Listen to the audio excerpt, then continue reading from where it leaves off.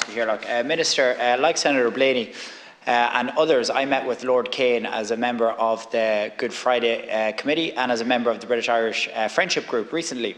And when we were downstairs below this chamber, speaking to Lord Kane, 95% is all about the legacy bill, and rightly so, and how horrific we as Irish parliamentarians find the bill to be. I said to him that I'm sitting here at one end of the room, and John Finucane, the Member of Parliament for Belfast North, is sitting on the other end of the room, and I disagree entirely with most of his politics. And with all due respect to Senator Gavin, I'm sure he can agree with that in terms of my outlook on Sinn Féin and their outlook on me equally, might I add. But I said, on this issue, myself and John Finucane are utterly at one. I agree entirely what he has said, and he agreed entirely what I had said. So I said, here is a microcosm in this room now, where if John and I are on the same page on this issue, if every political party in Northern Ireland is on the same side as well, well, surely that tells you in some sort of shape and form what we as parliamentarians in this country think about the legacy bill. And I just felt that myself and John in the same room that day provided an idea of it. And I told him as well at that time that my own political tradition and my own outlook would certainly come from, the Redmondite tradition, for sure. I am certainly somebody who values the relationship that we have with our nearest neighbours. I want us to have a very good, strong, working relationship with our nearest neighbours. And that's the political heritage that I've always kind of come from. And yet I would look at it and I would say that the relationship between both of our countries is at an all-time low. And I look at the reception that was given to Queen Elizabeth when she came here 10, 12, 11 years ago. I look at how Martin McGuinness met her. I know how much that meant to the unionist community that happened. And I would wonder, would that even be able to happen in today's political climate? Not from our side whatsoever, because I know our side would still give the same reception to any visiting dignitary. But I wonder, would Britain be able to provide the same level of that outreach and friendship towards us? And I don't think that would be the case, and that worries me. And it worries me because it's happened for a few reasons. Brexit was obviously the light that lit the torch, for want of a better word. The successive governments of Boris Johnson and Liz Truss, which were both car crashes in terms of an Irish-English friendship and relationship. Rishi Sunak seems to have gotten it a little bit back on track, which is what I thought. And I thought this legacy bill would have been kind of shelved or something would have happened to it. And then I see that the legacy bill was fully supported at every stage. And when I was with Lord Kane a month ago now, I said to him, what's the process behind this bill? What's the politics behind it? Why are you guys, as a government, after 13 years in power since 2010, now deciding that this bill has to happen at this point in time?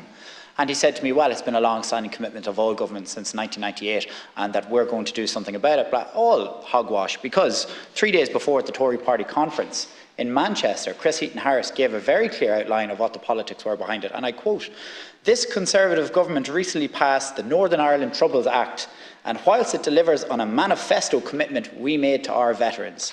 There it was in black and white 4 days before in Manchester in front of the Tory party conference. And what's really sickening about that, Minister, if I can be quite frank about it, is the fact that the Tory party, for political survival in the UK, of which is virtually non-existent, they're goosed, but for their own perceived political survival, they are trying to play to a cohort of a very small political demographic in the United Kingdom that they think may vote for the Conservative Party, and that is military veterans.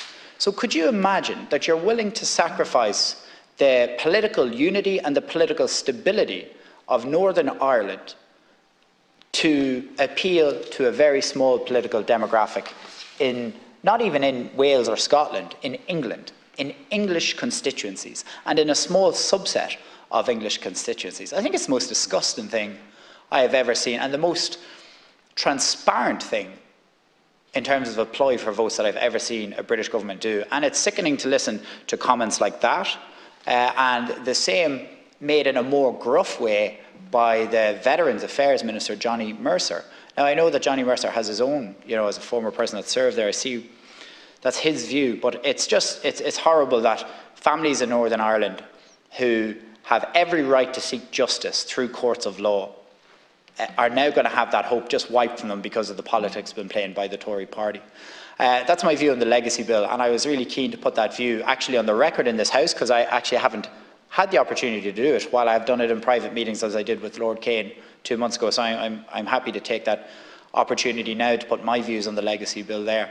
I'd also like to commend what Hilary Benn said recently, the new Northern Ireland Shadow Secretary, on his visit to Northern Ireland, which is that the Labour Party would do everything to repeal this bill if they get into government, but that it would have to be replaced with something else. But at least that is a very good key indicator that the Labour Party are very much at one, not just with the Irish government, but with all political parties on this island of Ireland. That's my views on the legacy bill and where we stand there. In relation to where we are with the Windsor Framework Agreement, again, comments I made in this House a number of months ago was that Northern Ireland is now in an unenviable, unique economic position where they're able to trade with both the EU single market and the British internal market. So now Northern Ireland can be held up as a beacon of here is the place to come and do business in.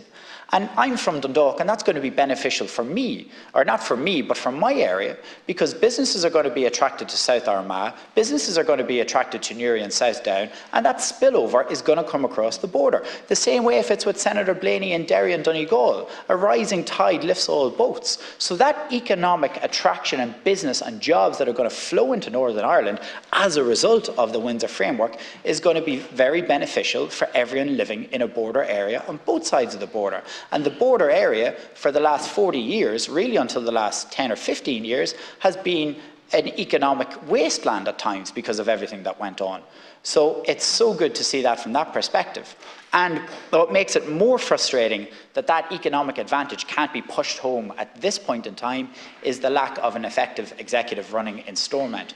And I understand the politics behind it in terms of the principle of consent, and in 1998 it was a case that we'd have to have everyone on board. But in this day and age, in 2023, it's really just so unacceptable that a democracy in a democracy in the Western Hemisphere, for want of a better word, is able to consistently over the last 10 years through various different periods not have a functioning executive and a functioning democracy. And I note that the Taoiseach said that while patience, the government here and the political parties in the north are to be committed, are to be complimented for their patience over the last 18 months. Patience is wearing thin, and I think that is the case as well. And it is really, really important that we get people back into the Assembly, have a functioning government in Northern Ireland for the people, not only of Northern Ireland, but for this island of Ireland.